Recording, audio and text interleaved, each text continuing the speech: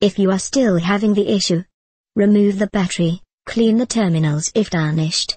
Put back together and plug it into a charger.